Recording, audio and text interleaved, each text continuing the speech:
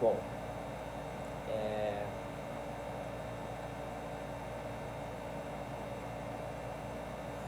não é um vídeo preparado, é o primeiro vídeo que eu posto.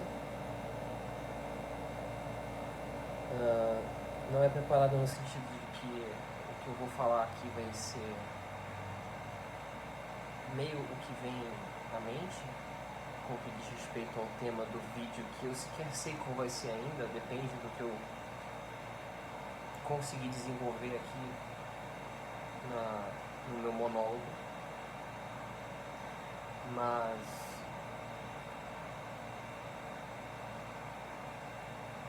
eu acredito que seja importante primeiro dizer quem eu sou. Meu nome é Luiz Felipe, eu tenho 24 anos, eu moro em Manaus. Atualmente estou me formando em Engenharia Eletrônica pela Universidade Estadual do Amazonas, Escola Superior de Tecnologia. Provavelmente eu me formo em julho ou junho de 2024. Trabalho como engenheiro de testes para hardware e firmware no Laboratório de Sistemas Embarcados, na área de pesquisa e desenvolvimento. Então eu não sou exatamente uma pessoa com qualificações acadêmicas ou algum título de autoridade para, pelo menos não uma autoridade academicamente aceita para debater as coisas que eu quero discutir ou expor a minha opinião. Mas esse é meu background. Eu sou uma pessoa com todas as características, até pelo meu estilo de vida, as coisas que eu trabalho, as coisas que eu estudo oficialmente, são mais pragmáticas, lógicas e exatas, né? Então não é exatamente o tipo de pessoa que se esperaria assumir que tem alguma autoridade para debater esses temas. Mas o que é exatamente que eu gostaria de debater? Bom, como hobby, muito contraintuitivamente a minha área de atuação profissional, eu sou fascinado pelas artes liberais. Vim descobrir o que de fato é arte liberal faz relativamente pouco tempo, se considerar a minha idade, no máximo 3 anos atrás. Venho estudando assuntos de temas mais assim voltados para áreas humanas há mais tempo, desde os meus 19, 18 anos, então há uns 5, 6 anos pelo menos. Sempre fui muito interessado em filosofia, como eu acho que qualquer jovem. Tive contato com a filosofia nietzschiana muito cedo, com talvez 15 anos. Eu li Zaratustra sem entender bolhufas nenhuma do que se tratava o livro, mas li, achei interessante a maneira como ele escrevia, especialmente a propriedade com que Nietzsche afirma. Ele tem um grau de certeza alto com o que diz respeito às suas afirmações, especialmente no ponto de vista do cunho crítico ao teísmo, não sei se é o teísmo per se, mas crítico ao sistema de valores e morais adotadas pelo teísmo cristão. Então, para um adolescente, especialmente, isso é muito fácil de se identificar, né? Se projetar, se assimilar. Fui ficando mais velho e, ironicamente, me interessei por economia por um tempo. Estudando economia, uma das partes que me fascinou e me fisgou completamente foi a psicologia de mercados, como a psicologia humana, como a natureza humana age para acabar determinando certos movimentos, tendências de alta, tendências de baixa, movimentos mercadológicos, financeiros globais, né, economicamente globais. E por que, por exemplo, o comportamento de um banco como, por exemplo, o comportamento de um banco pode gerar artificialmente a demanda pela compra de certos ativos, puramente baseado em resposta emocional humana dada a variação desse preço. Foi um assunto que me fascinou mais do que de fato os aspectos técnicos da análise de mercado per se, seja ela fundamentalista ou técnica. E quando eu comecei a estudar a respeito de psicologia humana, iniciando, é claro, com a psicologia de mercado, como a natureza humana impactava, escalava para impactar variáveis que sequer são diretamente relacionadas com um nível de ação mais imediato humano, como um camponês na Síria, a maneira como ele age afeta os preços do barril de petróleo por conta do seu comportamento. São coisas que não são imediatamente palpáveis para o sentido humano, não são imediatamente perceptíveis e dignas de serem captadas, né? Não é fácil você derivar um modelo matemático, um modelo probabilístico, uma prova concreta que determine de forma objetiva o resultado de um preço de um ativo, por exemplo, o comportamento de um preço, dado a psicologia humana. Isso foi muito importante para mim, porque me fez perceber que a realidade é mais complexa do que ela parece. E aí eu comecei a estudar psicologia, me interessei muito. Mais ou menos nesse mesmo período de tempo, eu encontrei os vídeos do Nova Acrópole no YouTube, que me introduziram ao pensamento filosófico. O Nova Acrópole é conhecido por ser de uma doutrina, de uma vertente filosófica mais oriental. A professora Lúcia Helena Galvão é magnânima na maneira como ela dá aulas. Eu sou muito grato a essa mulher, a essa senhora, por ter me introduzido mais profundamente às problemáticas principais que ditam a realidade da natureza humana, que são essencialmente de cunho filosófico.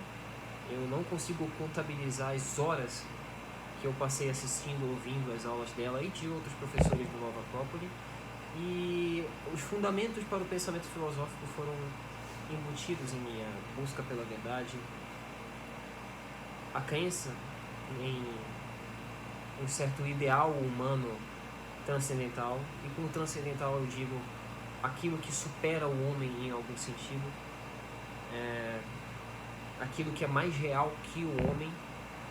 Aquilo que é mais real que o homem é aquilo que o homem busca, é aquilo que ele tende a manifestar na realidade por vontade, né? E se prova bom. São os ideais de virtude, a prudência, a coragem, a bravura, a temperança, a justiça, a fortaleza, a paciência. Então, tudo isso foi implantando de maneira muito inconsciente, porque eu escutava essas palestras, essas aulas muitas vezes enquanto eu estava no trabalho. Então, no meio tempo de uma atividade do trabalho e outra, eu ficava ouvindo essas aulas, e esses ensinamentos, esses questionamentos entravam na minha cabeça meio que de forma automática, sem eu muito bem perceber. Então eu não tive exatamente tempo para discernir essas coisas de direito, mas eles ficaram ali meio que engravados como verdades inconscientes na minha cabeça. Busca pela verdade objetiva, a beleza da natureza humana face ao sofrimento e à tragédia, mas ainda o pensamento filosófico, como eu falei, por ter sido introduzido na minha cabeça ainda jovem, de forma muito inconsciente, como eu falei, enquanto eu estava executando essas atividades de maneira natureza mais prática, né, laboral, foram introduzidos de forma meio desorganizada na minha mente de um jovem de 20, 19 anos de idade. Então, naturalmente, ainda não tinha um landscape de ideias bem formado. Eu não assumo que hoje eu tenho, mas em espectro eu consigo afirmar que eu sou mais organizado filosoficamente do que eu era há 4 anos. Então eu acredito que eu tenho mais propriedade para conseguir gravar um vídeo me dirigindo a outras pessoas a respeito desse tema, a despeito de eu não ser uma autoridade acadêmica sobre o tema. Mas essa beleza de uma plataforma livre de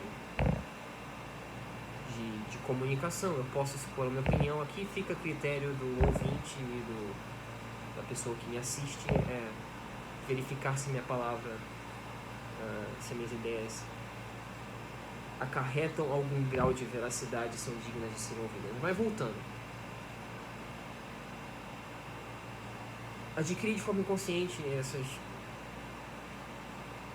questionamentos, essa base filosófica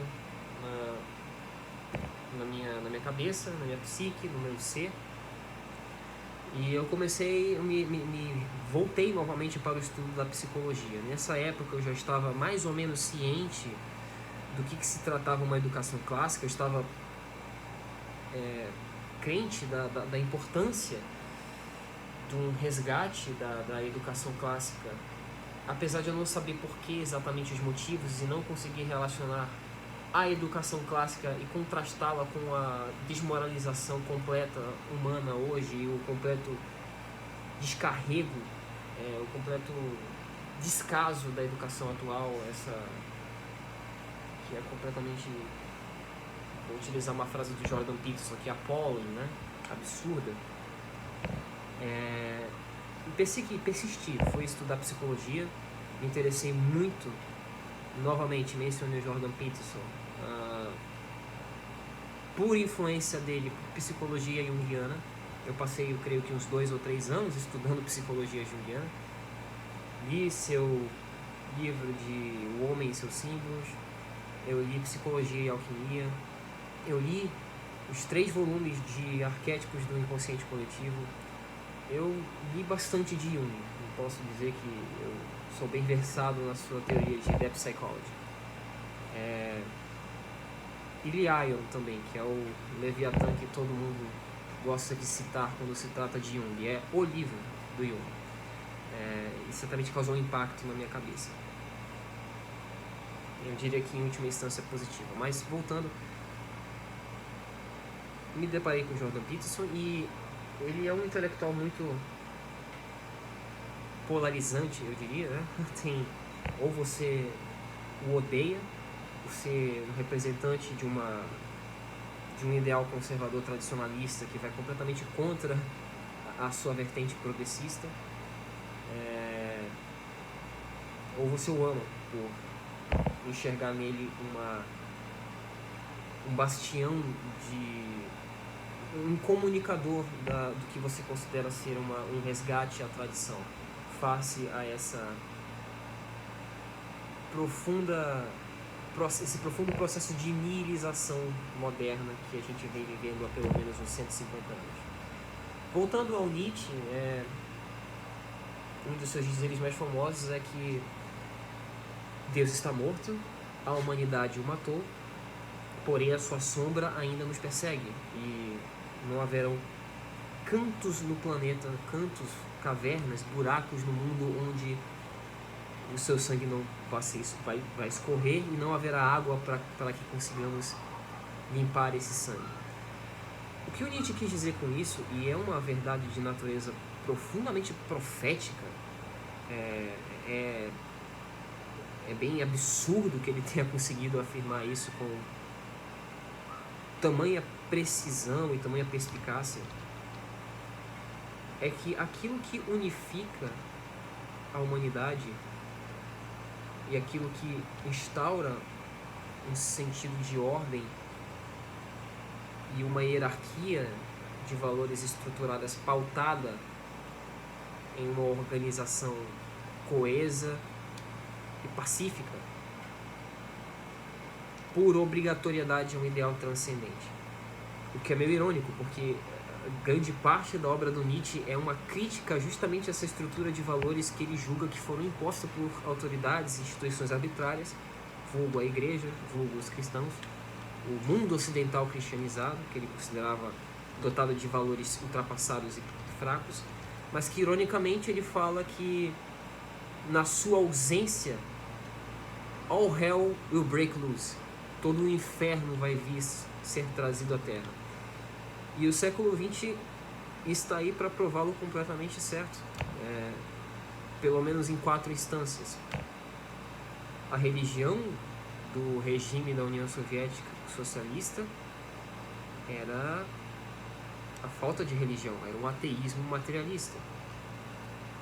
A religião da Alemanha nazista, que foi responsável pelo Holocausto, era a ausência de um ideal religioso, de um ideal, apesar do seu funcionamento ser uma ideologia religiosa, porque naturalmente quando você suplanta, quando você derruba um Deus, derroca um Deus, o que tem que tomar o seu lugar é algo análogo a um. Porém, como não se trata de fato de uma divindade,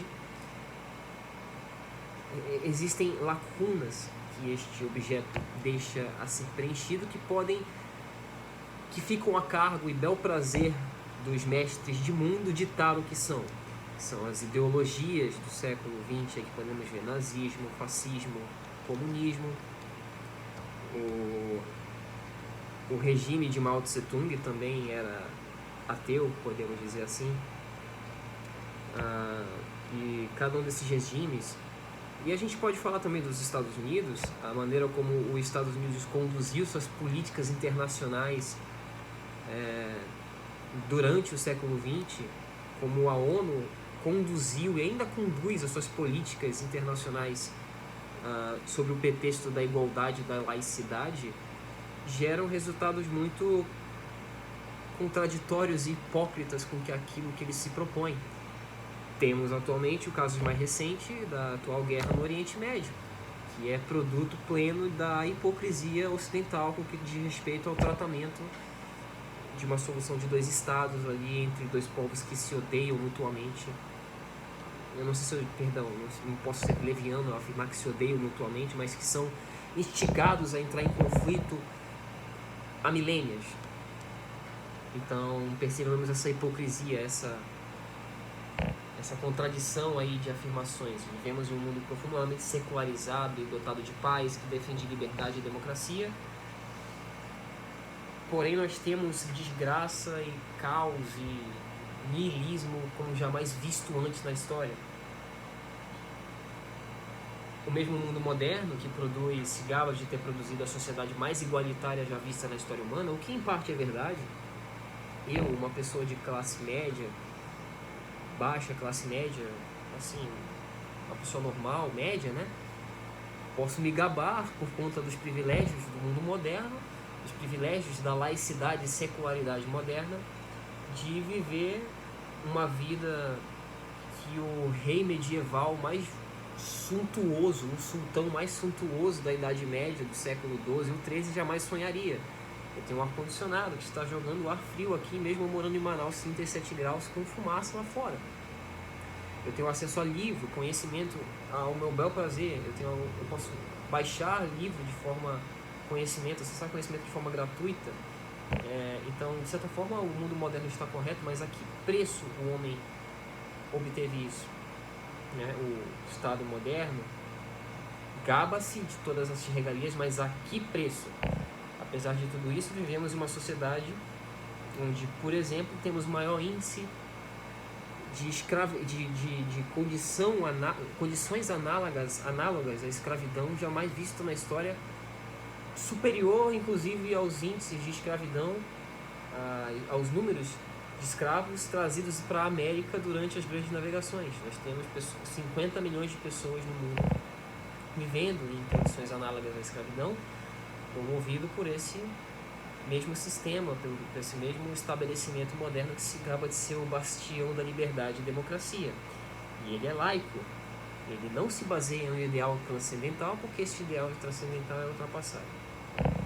Mas voltando ao meu caso, eu fiz um pequeno digress aqui, de alguns minutos, eu creio que uns 7. Encontrei o Jordan Peterson e ele é um psicólogo brilhante. Você pode criticá-lo a respeito das suas posições políticas. Ele certamente é passível de crítica. Atualmente tomou instâncias, tomou posicionamentos muito peculiares com o que diz respeito à crise do Oriente Médio. Não é uma pessoa impassível de falha, mas você não pode criticá-lo com o que diz respeito à sua teoria psicológica. As suas aulas de psicologia no YouTube, que estão livremente acessíveis, são assim de uma riqueza profunda. Você pode aprender a ter um curso inteiro de psicologia humana, de comportamento, de personalidade humana inteiro ali, 60, 100, 200 horas de conteúdo gratuito na internet. Você não pode disputar a competência do homem para como um psicólogo.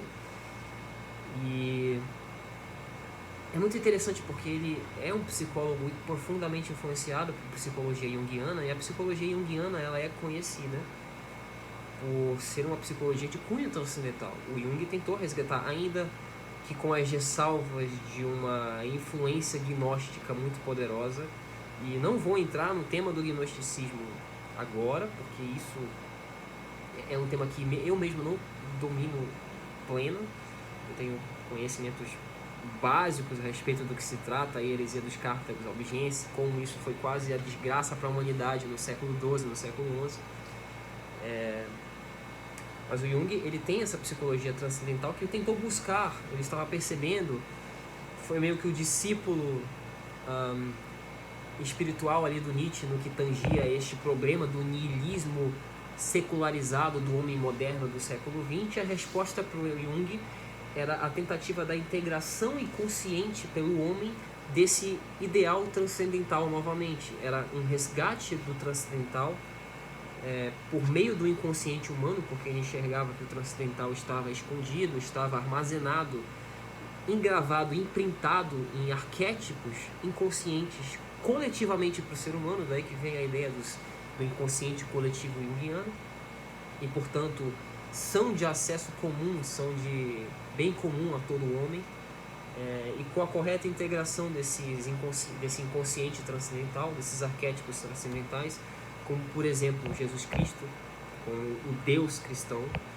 que é a figura, é o objeto, chamemos assim, mais psicologicamente robusto para explicar a realidade de um ideal unificador no topo de uma hierarquia de valores, é o que promoveu uma estabilidade para o mundo ocidental e que construiu as bases do mundo ocidental durante 2000 anos. É o que promoveu essa estabilidade, a despeito, é claro, de vários erros que a igreja teve, que o mundo medieval padeceu. Nenhuma instituição está impassível de não ter participado, não ter tido erros na sua história, especialmente se ela tem 2000 anos de idade. E aprendi muito com Jung, fui extremamente influenciado por sua psicologia. Dá para chamar assim como um grau de certeza bem alto, um Jungian fanboy, né? Apesar de eu não deveria ser, eu deveria ser mais impassível com o que diz respeito a isso. E estudando Jung, naturalmente me interessei muito pelos textos alquímicos, que tentavam, de certa forma, foi a primeira vez que eu consegui perceber, agora de forma consciente e organizada. Eu já tinha tido indícios, intuições dessas, como eu posso explicar? Eu já tinha tido intuições disso de forma inconsciente, dessa influência de um certo material metafísico na realidade, no que diz respeito, por exemplo, quando eu estava primeiro entrando em contato com a filosofia no Nova Acrópole, quando, por exemplo, a professora Lúcia Helena Galvão falava de realidades essenciais, explicava, por exemplo, o mito da caverna socrático, o mito de Platão lá da caverna, isso de certa forma ressonava comigo, acredito eu, por ser humano e este ser um arquétipo humano, esse ideal transcendente, esse ideal essencial, aí é uma resposta mais psicológica. Mas eu ainda não tinha uma prova concreta exatamente disso se concretizando na realidade. E eu obtive isso estudando textos alquímicos. Pode parecer estranho, mas o que aconteceu com os alquimistas, que foram os protocientistas da humanidade, era que eles eram governados por forças inconscientes, chamamos assim. Eles eram dotados durante o seu processo, o seu trabalho alquímico, de uma certa mystique, de uma certa vontade espiritual de obtenção da verdade, e por eles estarem nesse estado, chamemos assim, semiconsciente, algo análogo a um artista em estado de inspiração divina, uma musa descendo para ele, ele tinha acesso mais facilitado a estes símbolos do inconsciente humano que refletem este ideal transcendental. E com que eu digo ideal transcendental, esses ideais de valores, de virtudes, de essência, Deus. Você vai encontrar em muitos textos alquímicos referências profundas a tudo bem, a uma espiritualidade mais agnosticizada, mas ainda assim uma espiritualidade. Estavam utilizando o espiritual para fazer ciência e foram bem sucedidos nisso. Isaac Newton, talvez muita gente saiba disso, outras não, era um bruxo, era um alquímico. Ele tinha uma biblioteca inteira de textos obscurantistas e ele utilizava-se deste conhecimento, chame assim, místico, de inspiração, como inspiração, para obter as suas teorias e as suas hipóteses físico-matemáticas a respeito do mundo natural. Ou seja, ele foi o único alquimista que conseguiu transformar a ciência em realidade, né? Conseguiu transformar a pedra filosofal conseguiu obter ouro da pedra filosofal, metaforicamente falando. E aí foi a primeira vez que eu percebi que tinha algo na realidade mais profundo do que puramente o material. Porque você não consegue explicar de um ponto de vista puramente material uma influência psíquica de cunho espiritual impactando um movimento que vai ditar os ritmos da sociedade moderna, que é o nascimento da ciência lá pelo século XVI, século XVII. Foi uma empreitada, a empreitada científica foi uma empreitada de natureza profundamente religiosa. Se você duvida do que eu estou falando, estude história. Então isso começou a ressonar de forma muito estranha comigo. Eu começava a perceber uma dissonância no discurso moderno, iluminista, no que tange o que de fato é o progresso humano, essa profunda secularização de valores e positivismo materialista da realidade, com as suas raízes metafísicas e religiosas, espirituais. E aí eu gostaria agora mais, sou uma pessoa que começou a organizar mais essas ideias, eu entrei em contato por natureza, me vi obrigado a estudar, começar a estudar, fazendo novamente analogia à necessidade que eu já tinha enxergado de atender a uma educação clássica, vi a necessidade de voltar a estudar os clássicos. Há 1 ou 2 anos, pelo menos, eu venho estudando os gregos, pré-socráticos, socráticos. Li pouca coisa dos primeiros padres e doutores da igreja, porque querendo ou não, goste ou não, seja qual for a sua orientação espiritual, qual for a sua fé, é inegável a influência que a igreja e o pensamento cristão exerceu no homem ocidental. Se você é um ateu, agradeça a igreja pelo mundo que você vive, porque dentre outras coisas ela pariu a ciência. Então, estudei pouca coisa dos escolásticos, dos tomistas, dos patrísticos, né? Li Confissões de Santo Agostinho, não cheguei a ler São Tomás de Aquino ainda, porque não me considero apto, não terminei de ler os gregos profundamente, não terminei de ler Aristóteles, que eu sei que é a base profunda do pensamento de São Tomás,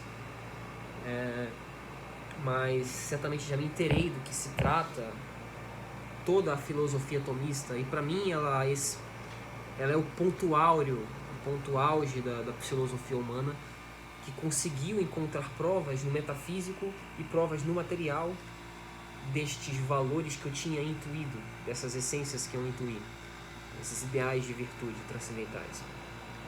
São Tomás de Aquino, por exemplo, despende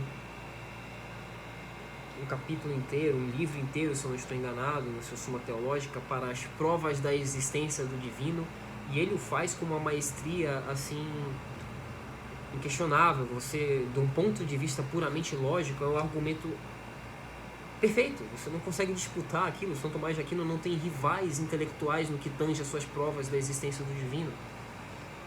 Comparar isso com provas materiais do imaterial é uma inconsistência lógica para qualquer pessoa que estude lógica. Então eu vi essa necessidade de voltar ao estudo dos clássicos, venho estudando paralelamente a metafísica, dialética, retórica. Este vídeo, por exemplo, é um exercício de retórica. E por organizar mais meu pensamento, venho me deparando com a realidade de que talvez, muito provavelmente, a fé cristã, especialmente a católica, contém elementos intransponíveis e indiscutíveis da realidade, e que ela é a solução para os problemas, em grande parte, que o homem moderno enfrenta. Então, é 30 minutos, eu acho que eu vou deixar por isso. Muito provavelmente não vai ter muita gente assistindo isso. Não vou editar o vídeo, vou jogar assim mesmo. Tem barulho de ar-condicionado, meus gatos estão andando aqui atrás, livros bagunçados ali, roupa jogada, eu não ligo para isso. Eu senti a necessidade de gravar porque pode chamar providência divina, não sei, eu tinha uma necessidade de falar a respeito dessas coisas. E, bom, vamos ver, eu posso usar isso aqui como canal para extravasar pensamentos, ou uma tábua, uma lousa de ideias pessoais. Se alguém conseguir extrair sentido disso, eu vou seguindo a linha, mas 32 minutos eu acho que é isso.